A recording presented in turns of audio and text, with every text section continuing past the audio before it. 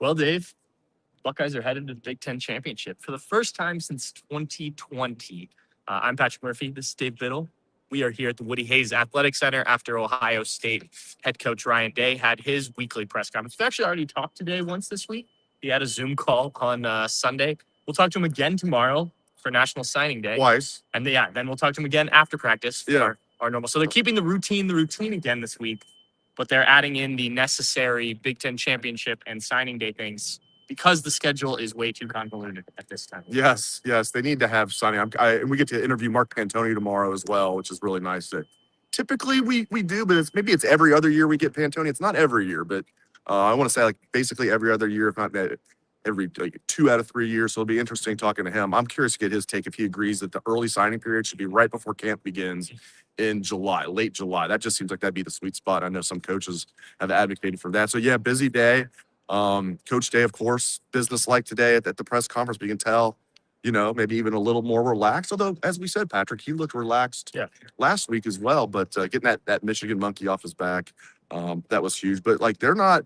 A lot of the fans are like, yeah, of course we want to win. We want to see the Buckeyes winning at the Big Ten Championship. But does it really matter? Well, the attitude in there is it matters a ton. They are so focused. Nobody on this team, the players, have even played in the Big Ten Championship game. So obviously Ryan Day got there his first 2 years as a head coach and won both those games. So they want to win this Big Ten title, no doubt about it. As President Brutus walks by here, there we go. Yeah, I thought it was interesting. You got to show Brutus here. There you go. We got it there. Yeah, we go.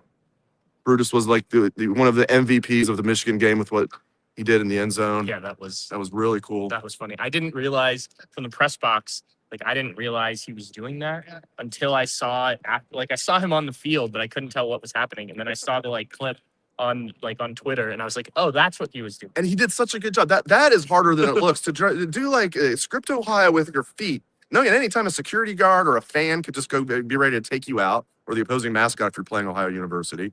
Does Michigan even have a mascot? I don't. No, they don't. They don't. They seriously don't because they think it's childish. Okay, cool. It's not childish to headbutt the ref though. But dude, script Ohio that clean, and then he jumped and dotted the I. Yeah, that Brutus crossed out the M and crossed out the M. Brutus, just 2 thumbs up. Yeah. Let's get back to what you were saying about the Big Ten Championship game mattering, because I was interested heading into last week how they would approach this week with the if they won and they went to the Big Ten Championship. Obviously you want to go and win, right? But it is another game added, and it's going to be an intense game because you're playing the number 2 team in the country right before you go to the College World Playoff. They've obviously been banged up. We've talked about that the last few weeks, but they seem as excited about this game as they have for any game this year. And I think they would never admit this on the record, but I think what makes them even more hungry to win this game is they know it's not one of those things, if we lose, or if we win, we don't have to play an extra game or whatever it might be, or we get more time off is what I'm trying to say. Because the loser of this game, unless it is a 59-0 Wisconsin beatdown in 2014, is not going to fall past third, let alone past fourth. So whoever loses this game, even if it's reasonably coached, even if it's a 21-point game, the loser of this game is not falling any further than third. Certainly not going to fall further than fourth. So whoever loses this game is still going to get a first-round bye. So regardless, you're going to have the same amount of time off. So I think, they used to have the Big Ten Championship banners in here. They don't anymore, but I know they have them in the team room. They have them all around the facility, and they have them at the stadium. So they definitely want to hang a Big Ten Championship banner for the first time in 5 years. Yeah, and I think, too, going back to your point about the playoff, we don't know how the bracket's going to break yet. So maybe being third, not saying you want to lose on Saturday by any stretch. I've thought about this, yeah. Look at Oregon last year and what, even if they had gone on to beat Ohio State, facing Texas, facing obviously then Notre Dame, it was the much harder side of the bracket. Look at Penn State's path to get to the semifinal. Right. And so we don't know how that's going to look.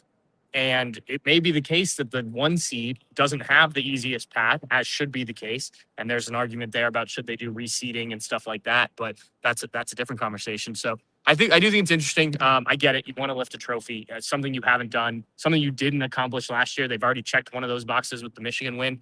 Now you have an opportunity for these seniors to win, this whole team, but the seniors in particular, to win a Big Ten championship. One thing about the seeding, and I'll be very surprised at this point, because Notre Dame and Oklahoma are 8-9, 9-8. Really, Notre Dame's 9th and Oklahoma's 8th. We'll see tonight if that holds true. They're not playing any more games. I can't see either one of those teams moving up.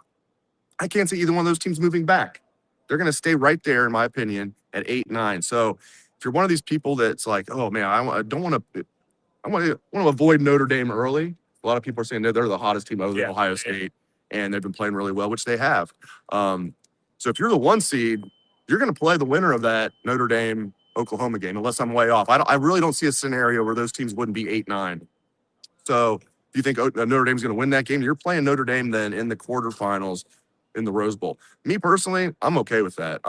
This Ohio State team, they're the best in the country. And I'd be perfect. Whoever they play in the Rose Bowl, if they are the number 1 seed, it's going to be a good team coming off a win. So I don't care if it's Notre Dame. But if you're one of those people that wants to avoid Notre Dame, that'd be a reason to maybe not want the number 1 seed, as crazy as it sounds. Yeah, the only way I could see there being much movement there is like the SEC championship game, for instance, is not close, and the loser drops to 8, for instance, and one team just gets bumped up because of needing to drop a team. But Alabama's already behind them. So you're saying Georgia, yeah.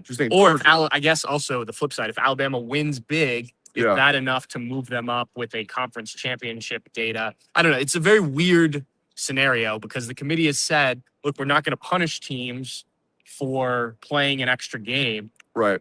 But like you kind of have to move them, right? You're not just, the rankings don't just stay the same. So you will move teams around based on what happened. Yeah. So it may not come across as a punishment, but it's certainly, if you do drop a place or two because you played in that game, you are getting punished to some degree, unless it breaks better for you in that case, like Penn State last year. Yeah, it's going to be really interesting if Georgia, excuse me, getting choked up just thinking about the SEC championship game. It's a very, very emotional time for me. No, seriously, if Georgia blows out Alabama, does 10-3 Alabama get in? Because right now, if they're saying they're not going to penalize you for playing an extra game, 10-2 Alabama would be in, right? They're barely, but in. They had that really bad loss to Florida State. Yes, week 1 games count. I know people act like it's the preseason, like it's the NFL. No, those games count in week 1. You can't say every game matters and then say, well, except for early in the season. No. Bad loss. Now, does 10-3 Alabama get knocked out? If they get blown out against Georgia, they're already 10th. Which is basically like the last at large. Yeah. If they get blown out, I could see them now. But then they'd be contradicting themselves, wouldn't they? If they drop Alabama, just based on the score, not based on the loss.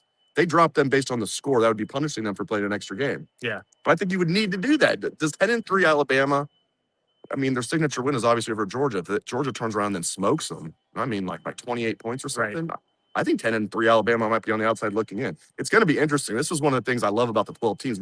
There's like 5 or 6 teams that are going to have like an interesting case for those final 2 spots. Like if you're Miami, and I disagree with this. I think that was one game. You can't just say, well, Miami beat Notre Dame by 3 at Miami, so that means Miami should be in it over Notre Dame. No, it's more than just head to head.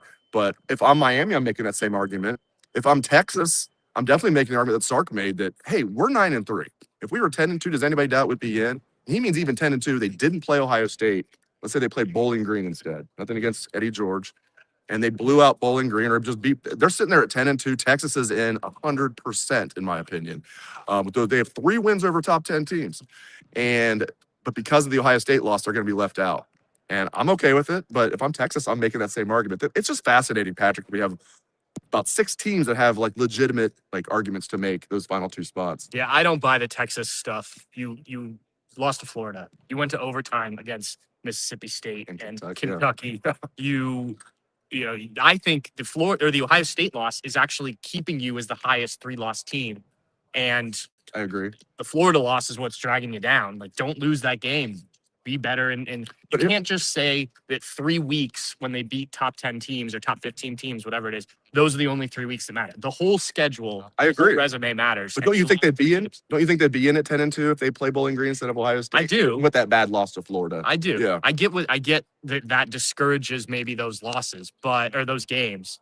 But I think, what if they lost to Bowling Green? Like, no one's talking about that. Like, what if they have Northern Illinois beat Notre Dame last year? Yeah, like, what if Arch Manning goes out in that first time really starting and throws 3 interceptions? You just can't say, well, because they played somebody else. And what if that win changes their whole schedule? And now, what if they lose to Kentucky in overtime?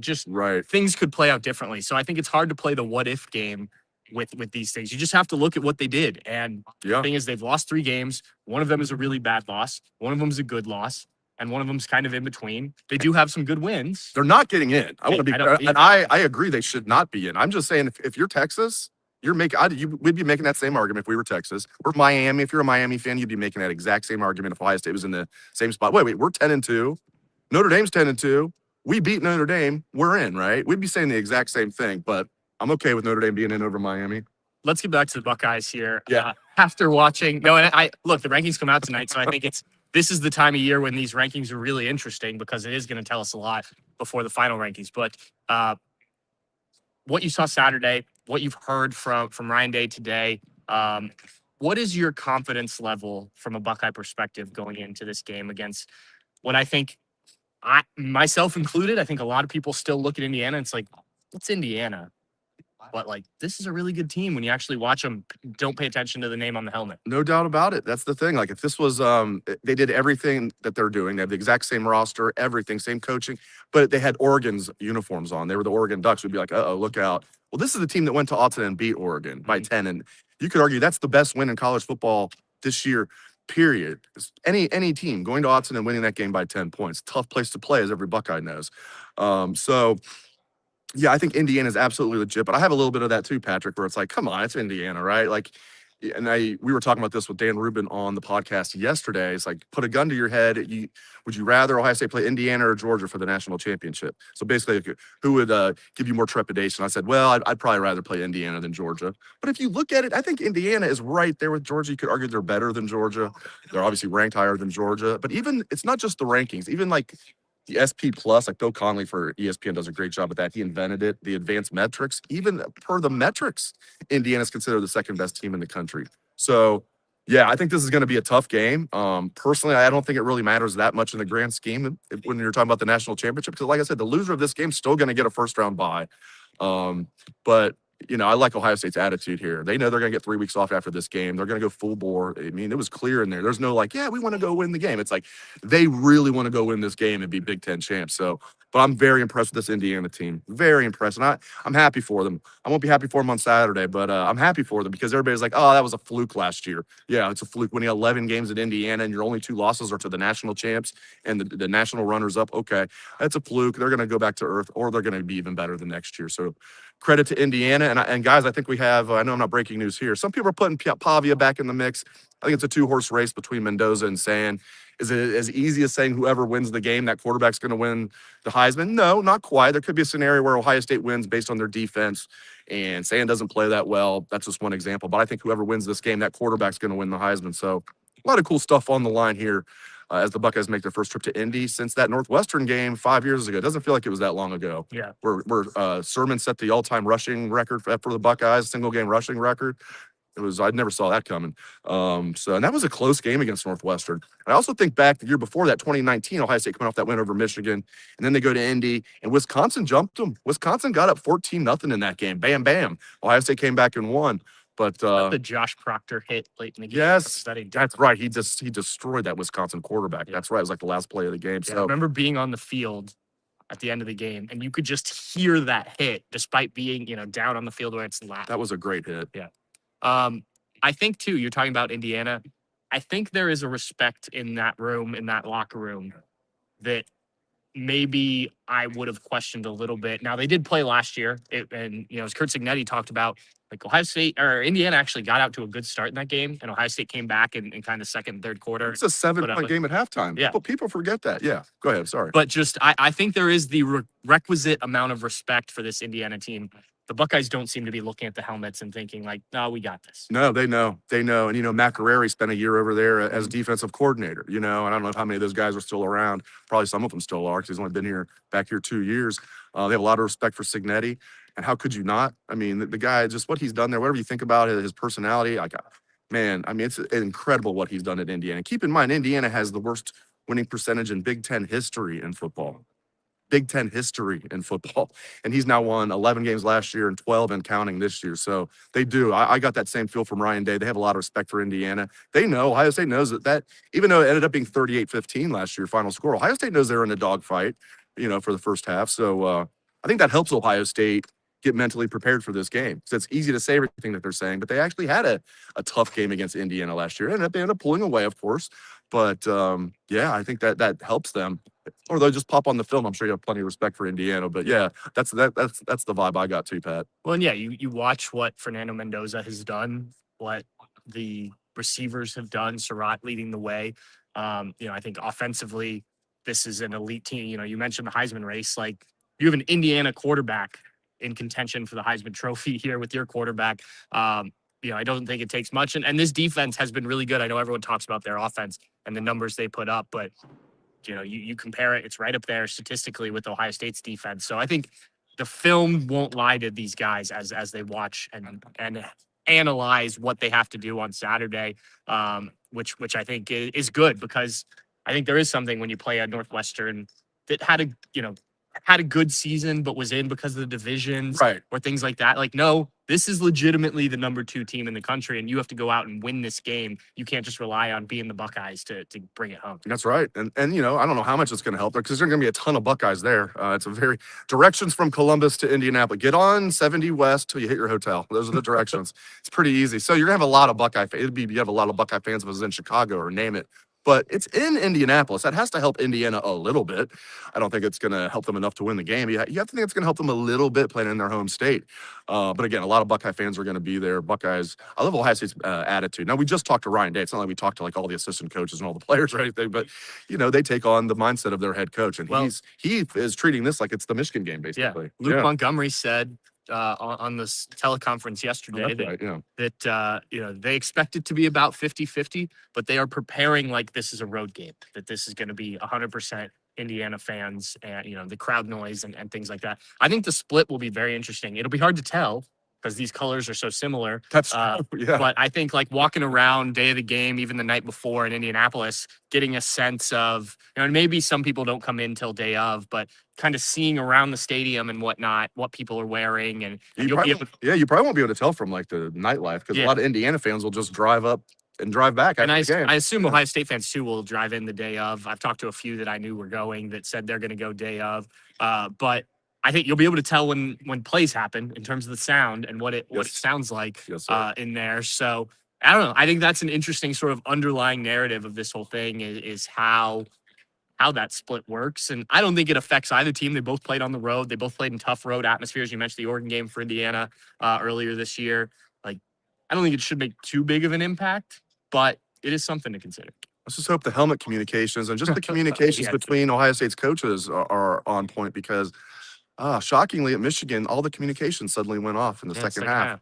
And Ryan Day said just in his press conference when I was asked, he's like, yeah, I had an inkling that might happen. We had a backup plan. And then he said, they always have backup plans-ish, but he went full bore on it. He's like, to the point where some of my assistant coaches were looking at me like, are you crazy on Friday? So, and then he was asked about, like, wait, you had an inkling that was going to happen, that you guys were going to lose your communications? He said, yeah, I kind of did. It's funny how the mind works.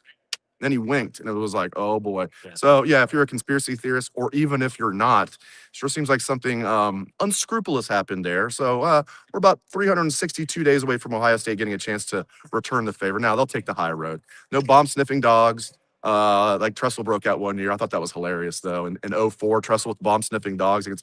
Lloyd was so upset about that. But I think Ohio State will take the high road next year, and they won't like cut off Michigan's communications in the second half. But Ryan Day had an inkling it might happen, and they were prepared for it.